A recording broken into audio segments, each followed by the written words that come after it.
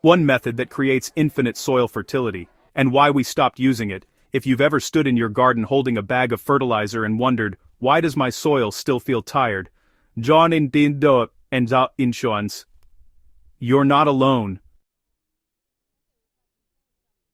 At RootsHaven Grounds, we talk a lot about working with the soil instead of constantly feeding plants from the outside.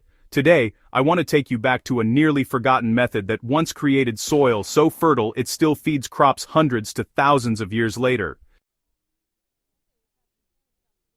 This isn't hype, this isn't theory, this is proven, ancient, and shockingly relevant to modern gardeners. The method is called biochar, and when done properly, it creates what many consider infinite soil fertility. So why did we stop using it? And more importantly, how can you bring it back into your garden today? Let's dig in. Deep in the Amazon rainforest, scientists discovered patches of jet black soil unlike anything around them. These soils, called terra preta, or dark earth, were created by indigenous people over 1,000 years ago. Even after centuries of abandonment, these soils remained rich, productive, and alive. What made them different wasn't compost alone, it wasn't manure, and, honestly, it wasn't magic.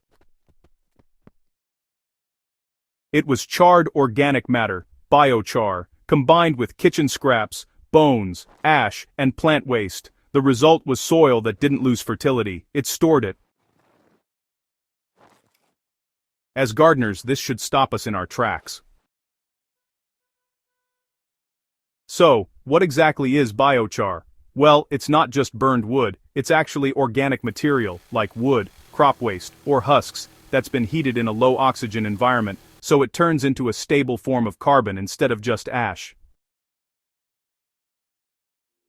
This process, locks carbon into a honeycomb-like structure that's filled with these tiny microscopic pores, and honestly, those pores are the real secret here. Once biochar is in the soil, it acts like a permanent sponge and hotel for nutrients, water, and microbes. Unlike compost, which eventually breaks down, biochar stays in the soil for hundreds of years. So, think of compost as food, and, think of biochar as the pantry that keeps that food from being wasted.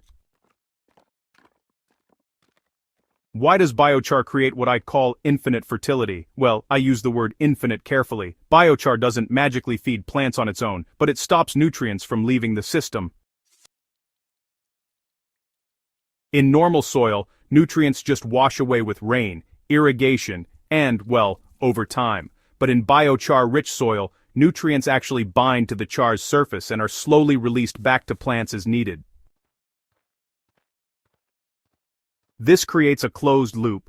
Nutrients enter the soil, biochar holds them, microbes process them, plants access them, and then residues return to the soil. So, nothing is lost, everything just cycles. Once established, this system really doesn't collapse unless the soil is physically removed. And that's why terra preta soils are, still fertile today. So, healthy soil isn't just dirt, it's actually alive. Just a single teaspoon of healthy soil contains billions of microorganisms. That's pretty incredible when you stop and think about it. Biochar, dramatically boosts this underground life. Its porous structure gives bacteria and fungi a place to call home, protecting them from things like drought, predators, and even extreme temperatures. Mycorrhizal fungi, in particular, really thrive in soil that's been amended with biochar. They help extend plant root systems and, honestly, make a big difference in how well plants can absorb nutrients. This is why, gardeners often report stronger plants, deeper roots, and better resilience to stress after adding biochar. You're not just feeding plants here, you're actually building an ecosystem.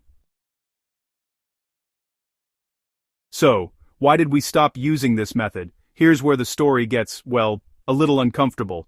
Biochar doesn't sell well. Industrial agriculture shifted toward quick results, synthetic fertilizers that deliver instant growth but, honestly, damage soil structure over time. these inputs require constant reapplication, creating dependency.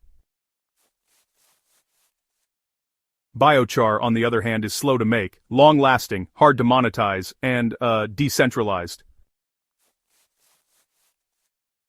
You don't need a factory to make it, you don't need to buy it every season, and once it's in your soil, it works quietly in the background for decades. Modern farming chose speed and scale over permanence and soil health. The biggest mistake gardeners make with biochar, here's an important truth I see too often at RootsHaven Grounds: raw biochar can hurt plants if used incorrectly. Fresh biochar is like, well, an empty battery. It aggressively absorbs nutrients from the soil, which can temporarily deprive your plants. That's why, biochar must be charged before use. Charging simply means soaking it in nutrients, like compost tea, urine that's diluted with water, manure slurry, worm tea, or even finished compost. Once it's loaded, biochar becomes a nutrient reservoir instead of a thief. Honestly, this step is what separates success stories from disappointment. So, when it comes to using biochar in your home garden, the key thing to remember is that it works best as part of a whole system, not just as a standalone input. When you add it properly, it can really make a difference. Alright, so here's how you can actually apply biochar, mixed-charged biochar into your compost before you spread it. You can also incorporate it right into planting holes, raised beds, or even along your garden rows. Honestly, even using a small amount, like 5 to 10% by volume, can bring long-term benefits. Over time, you'll start to notice your soil stays loose, holds moisture longer, and supports healthier plants with fewer inputs. It's pretty amazing, really. This isn't a one-season fix, it's really a generational improvement. So, why does biochar matter more than ever? Well, we're gardening in a time of degraded soils, rising fertilizer costs, and unpredictable weather. Biochar, honestly, addresses all three. It improves water retention during drought, which is super helpful. It reduces nutrient runoff during heavy rains. And it permanently stores carbon in the soil, helping fight climate change for the long haul. There are really very few gardening practices that offer benefits this deep and wide. The reason biochar feels kinda revolutionary is because it challenges our modern habits. We're so used to adding things over and over: fertilizers, amendments, sprays, you name it. Biochar asks us to think long-term. It's about building systems instead of just chasing quick fixes. Basically, you invest in your soil once and, well, you get to reap the benefits for years to come. That mindset shift is really at the heart of what we do here at RootsHaven Grounds. Bringing ancient wisdom back home, we didn't stop using biochar because it didn't work. We stopped because, honestly, it made us independent.